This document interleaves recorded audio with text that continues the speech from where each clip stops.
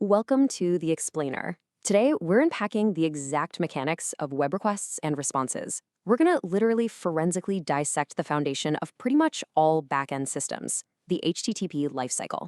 So whether you're building websites, REST APIs, GraphQL endpoints, or microservices, understanding this atomic exchange is absolutely essential. And we aren't just talking about theory today either. We are looking at the exact structural breakdown of the text that flies across the internet to make the modern web actually work. Okay, let's dive into this. Here is our agenda. We'll start with the disconnected network and the connection lifecycle. Then we'll break down the anatomy of a request and a response. Finally, we'll cover communication trade-offs before reaching our ultimate goal, the stable transaction. All right, stage one, the disconnected network. So clients and servers, they don't just magically know about each other, right? They exist on this vast, totally disconnected network. So they need a really highly structured, mutually agreed upon way to communicate over the internet. And that mutually agreed upon method is the HTTP request response communication model. It's actually beautifully simple on the surface. A client sends a request asking for something, the server receives it, processes it, and returns exactly one response. That's it.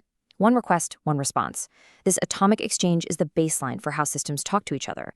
But, making sure that one request actually reaches its destination, that requires some heavy lifting first. Which brings us to the connection lifecycle.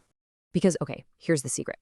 Before a single piece of payloaded data, like a JSON file or an HTML page, is ever sent across the wire, the client and the server actually have to negotiate a connection. And the chronological steps to establish this connection are super strict. Step 1, DNS lookup. The client needs to resolve a human-readable domain name into a routing IP address. Then, step 2, the TCP handshake. This is where the client and server establish a reliable transmission channel. It's essentially them saying, hey, are you there? Yes, I'm here. Great, I hear you. And finally, step 3, the TLS handshake. This secures the connection for HTTPS, exchanging cryptographic keys so no one can eavesdrop on the conversation. Only after these 3 steps are fully complete can our actual HTTP request begin. Moving right along to stage 2, anatomy of a request. Now, what's really interesting about this is the universal blueprint for HTTP communication.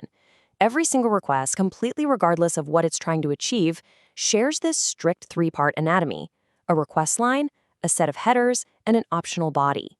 If you understand these 3 building blocks, you basically understand how every web browser and app in the entire world asks for data. So let's break them down. It all starts with the request line, which is always the very first line of text, and it contains 3 distinct parts. First is the method, which dictates the action to perform, like get to retrieve data or post to submit it. Second is the URI, which is the exact resource being requested, like a specific endpoint path. And third is the HTTP version, which tells the server which protocol rules to follow, like HTTP/1.1 or HTTP/2. So in just one single line, the server knows exactly what the client wants to do. Right below the request line are the HTTP headers. You can kind of think of headers as the envelope metadata. They're formatted as simple key value pairs. And why do we separate this metadata from the main payload? Well, it's because it allows servers, load balancers, and gateways to make incredibly efficient decisions without having to read potentially massive data payloads. Just by looking at the headers, a server can handle routing, check caching rules, and verify authentication tokens almost instantly. Finally, we have the request body. This contains your actual data payload, like, say, a JSON object containing a new user's profile. Now, it's important to note that the body is completely optional. It's usually present when you're sending data to the server using POST, PUT, or POTCH. Now, a quick pro tip for you.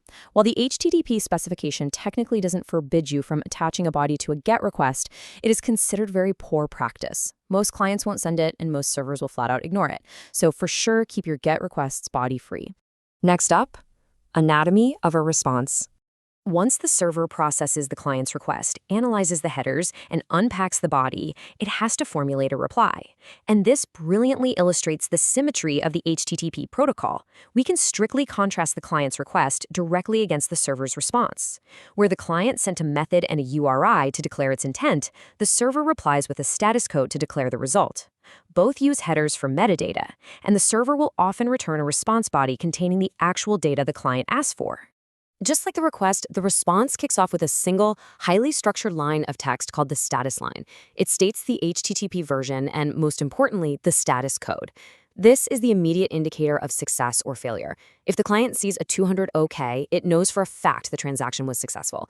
If it sees a 404 not found, or maybe a 500 internal server error, it knows exactly what category of failure occurred before it even bothers to read the rest of the response. Assuming the request was successful, the server then delivers the response body. This carries the actual requested resource, and it is incredibly versatile. This payload could be a structured JSON object for an API, the raw HTML of a web page, an image file, a streaming video buffer, raw binary data, or sometimes just an empty body if the status code itself was all the information the client actually needed. Let's shift gears to communication trade-offs. Managing thousands of requests a second requires some pretty sophisticated negotiation. So let's start with a common technical misunderstanding regarding content negotiation. A lot of people confuse the accept header with the content type header. Here's the strict difference. The accept header is sent by the client to specify the formats it wants to receive back, like asking the server, hey, can you give me this in JSON? The content type header, on the other hand, explicitly declares the format of the payload currently attached to this specific message. Another massive trade-off at scale is how to handle payload sizes. Typically, a server uses the content length header to declare the exact byte size of the payload, so the client knows exactly when to stop reading. But what if the server is dynamically generating a massive file, or streaming data, and it literally doesn't know the final size? Well, that's where chunk transfer encoding comes in. Instead of one massive payload with a known size, the server just sends the data down the wire in smaller chunks as they become available. Let's move to and see how this builds across protocol versions. Going through that whole DNS, TCP, and TLS handshake for every single request, it's incredibly slow. HTTP/1.1 solved this with persistent connections, essentially keeping the TCP connection open to reuse it. It also tried pipelining requests, but that caused something called head-of-line blocking, meaning if the first request got stuck, everything behind it in line got blocked. HTTP/2 brilliantly solved this by introducing multiplexing, which allows multiple requests and responses to execute simultaneously over a single connection without blocking each other at all. And finally, stage 3, the stable transaction. All of this complexity, the handshakes, the strict text formatting, the chunked encoding, the multiplexed connections, it is all engineered to reach our final destination, the number 200, a 200 OK status code. This is the ultimate goal of our entire connection lifecycle. It represents a perfectly resolved transaction where the client successfully asked for a resource and the server accurately understood and delivered it. To wrap things up, understanding this atomic request response anatomy really isn't just trivia. It is absolutely critical for building robust systems. Knowing that headers must be processed before the body influences exactly how you design secure APIs. Knowing that connection management reduces latency tells you why timeouts, retries, and protocol versions like HTTP/2 matters so deeply for performance. Every single piece of backend architecture relies on this simple, strict lifecycle. So the crucial point is this. We've just seen that at its core, the entire internet is just formatted text flying across wires in a strict structural loop.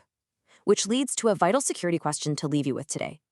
If every backend boils down to these simple HTTP text requests, and malicious actors know this exact anatomy, how thoroughly are you validating the inputs your servers choose to trust? Never trust client input blindly. Thanks for joining me on The Explainer. Keep building, and I'll see you in the next one.